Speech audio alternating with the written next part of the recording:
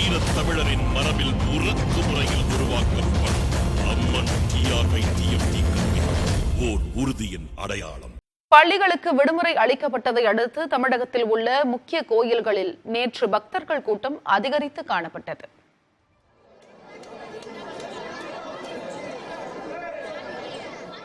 திருவள்ளூர் மாவட்டம் திருத்தணி முருகன் கோயிலில் மார்கழி மாத கார்த்திகையொட்டி சிறப்பு பூஜைகள் நடைபெற்றன. இதையொட்டி அதிகாலையிலேயே மூலவருக்கு சிறப்பு அபிஷேக ஆராதனைகள் நடைபெற்றன. பக்தர்கள் இலவச தரிசன வரிசையில் சுமார் 5 மணி நேரத்திற்கு மேலாக காத்திருந்து முருகனை தரிசித்து சென்றனர்.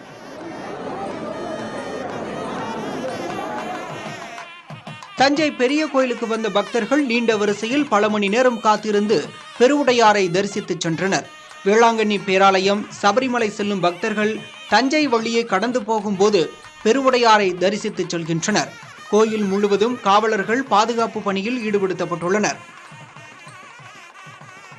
முருகனின் 3ஆம் படை வீடான பழனி தண்டாயுதபாணி கோயிலுக்கு வந்திருந்த பக்தர்கள் மின் இழுவை ரயில் நிலையம் மற்றும் ரோப்கார் நிலையத்தில் சுமார் 3 மணி நேரம் வரை காத்திருந்தனர்.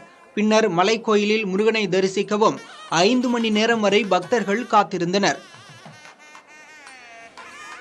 கனமழை வெள்ளத்தால் தூத்துக்குடிக்கு போக்குவரத்து சீராகாமல் இருக்கும் நிலையில் திருச்செந்தூர் முருகன் கோயிலில் பக்தர்கள் கூட்டம் குறைந்தே காணப்பட்டது. இதனால் கோயில் கடற்கரை, கட்டண மற்றும் இலவச தரிசன வழிகள், கோயில் வளாகம் ஆகியன வெறிச்சோடி காணப்பட்டன. நம் வீரத் தமிழரின் மரபில் உறக்கு முறையில் உருவாக்கப்படும் அம்மன் TRY-TFT கல்வி ஓர் உறுதியின் அடையாளம்.